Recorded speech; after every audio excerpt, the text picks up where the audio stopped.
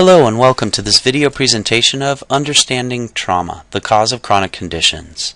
My name is Scott Musgrave. I'm a physical therapist, chronic pain and human performance specialist, and I've created this video especially for anyone who continues to suffer from a chronic condition like anxiety, depression, chronic pain, or post-traumatic stress, so that you can better understand what's really going on. Now, understanding how your brain reacts to trauma, well, it turns out is the key to understanding how trauma impacts your body. So the first thing we need to do is really define trauma. What is trauma? You know, the real definition of this may just surprise you. Okay, listen, we can all agree that getting into a car accident or breaking an arm or a leg, these certainly constitute traumatic experiences in life. But that really only tells part of the story. The key to defining trauma lies within every one of us, in something we all share in common, and that something is our survival instincts. So how do our instincts define trauma? Well, our instincts of survival ultimately define trauma regardless of what we think about the event itself. See, it's a chemical thing. There are certain parts of the brain that live beneath or outside of your conscious awareness, and they react to these life events. And when they produce the chemistry of trauma, your body is pushed into a traumatic reaction. That's what we're here to learn about. So here's a new definition of trauma that's championed by renowned neurologist, traumatologist, author, and international speaker Robert Scare. And that is that trauma is defined as any negative life event that occurs in a position of relative helplessness. Think about that statement for a moment. Relative helplessness. So when the human brain experiences trauma or any negative event in a relative state of helplessness, an instinctive process of protection is engaged. And it turns out that the key to understanding trauma is finding out how the human brain responds to helplessness and how this helplessness engages these natural instincts of survival and what those natural instincts of survival do to your body. So this is how it works. When your brain experiences any event with a combined negative consequence and a relative state of helplessness to that event itself, then instinctive neurochemistry turns on the survival strategies of fight and flight reactions, which are then sent throughout the body.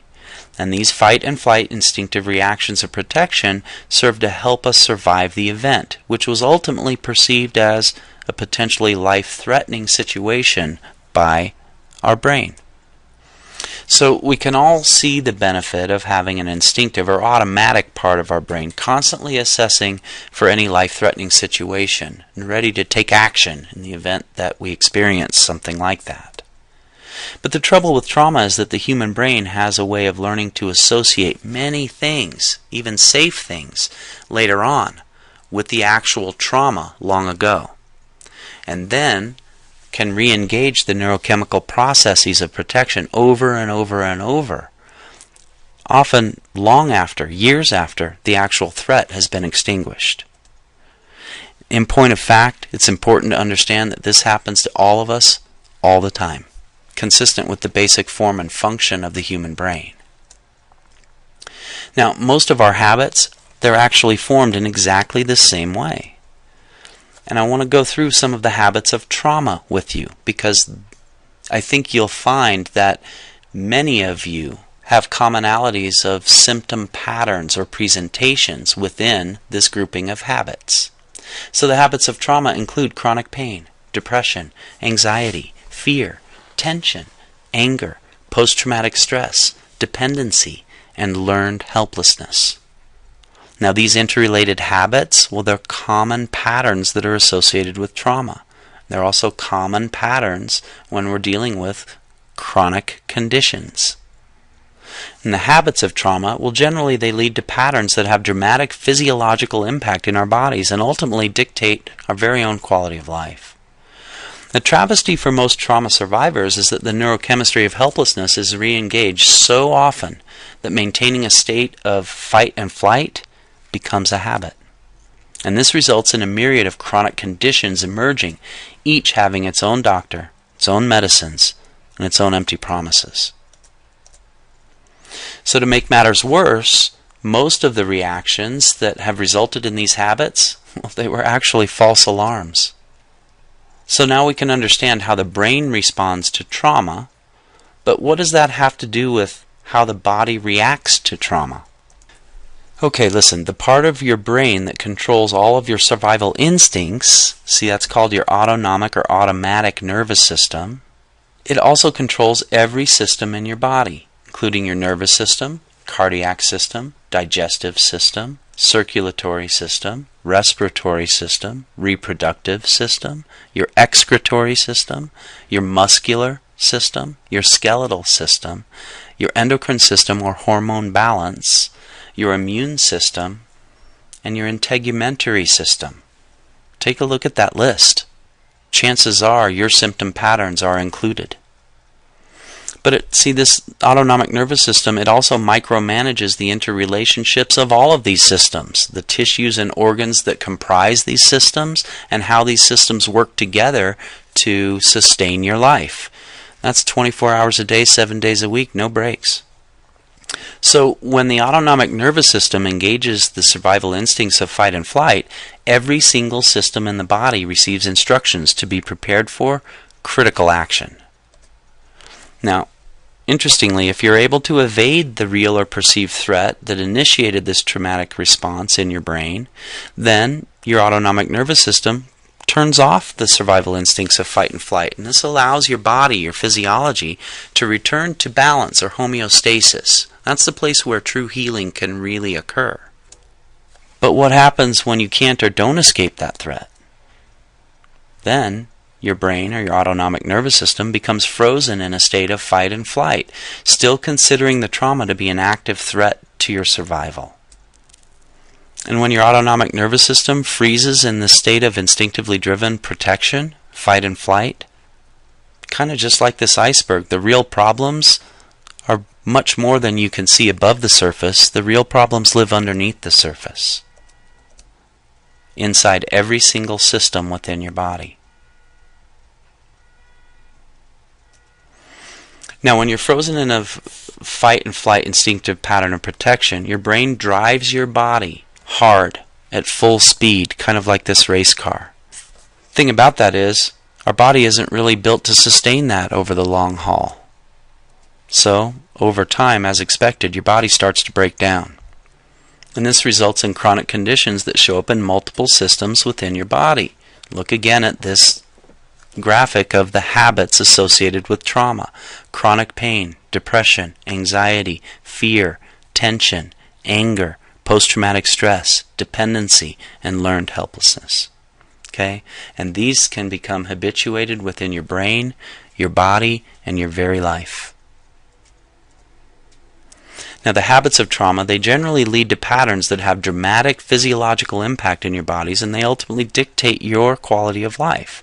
And the list of chronic conditions that result from the autonomic nervous system becoming frozen in a state of instinctively driven fight and flight protection, consequently instructing your body to operate at this full speed critical action alert, well, they just might surprise you. So here is a partial list of traumas so that you can better understand the life consequences of living frozen in a state of instinctively driven fight and flight protection. So you can see how your history may have culminated into this state of fight and flight protection being activated within your body and driving your chronic conditions. Here's that list now.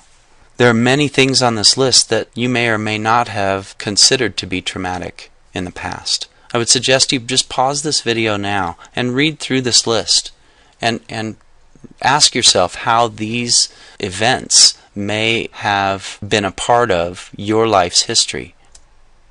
Now, let's explore an example of how an old trauma can re-engage the fight and flight instinctive mechanisms of the autonomic nervous system today, long after the threat is no longer real. So consider getting in a car wreck at an intersection on your way to work. and then reliving the experience of the accident, the fear, the anxiety, the stress, every time that you go through that intersection. Or as another example, think of how your body reacts just before you step in front of a big crowd to give an important speech.